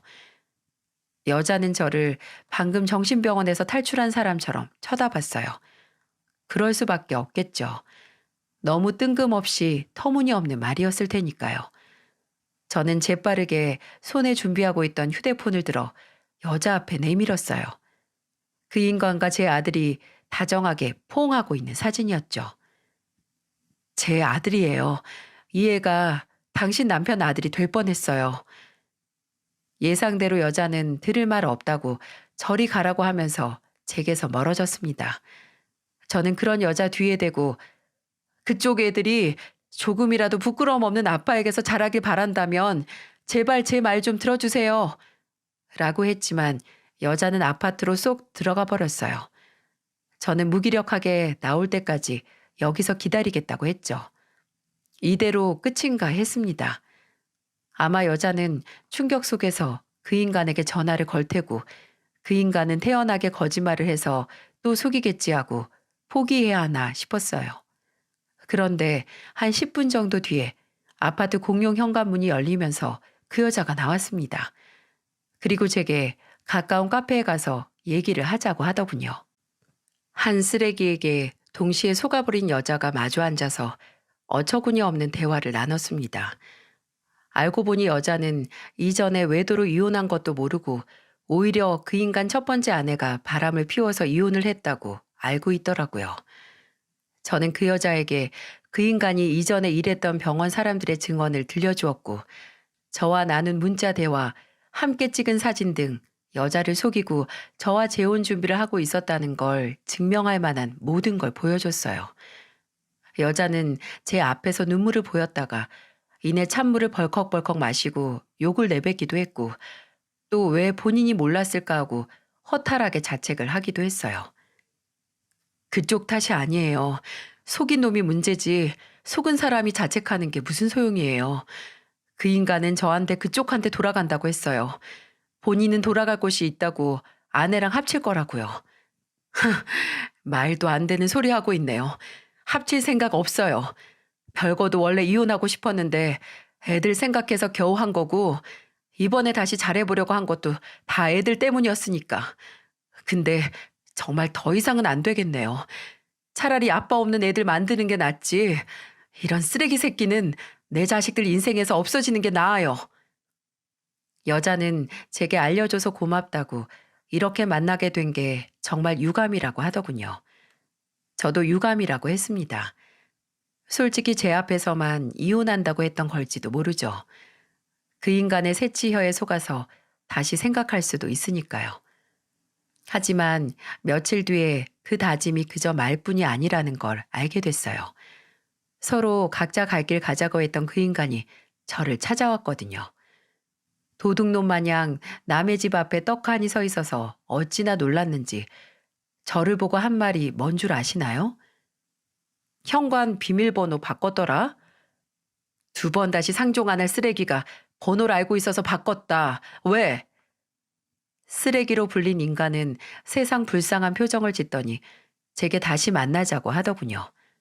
말이 되나요? 어떻게 사람의 탈을 쓰고 이 정도로 뻔뻔할 수가 있을까요? 제정신이니? 내가 왜 널 만나?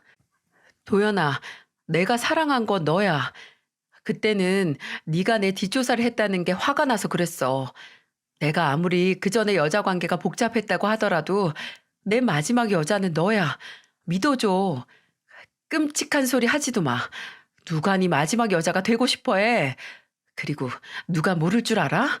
너 네 와이프한테 까이고 나한테 온 거잖아. 맞지? 아니야. 왜 그렇게 생각을 해?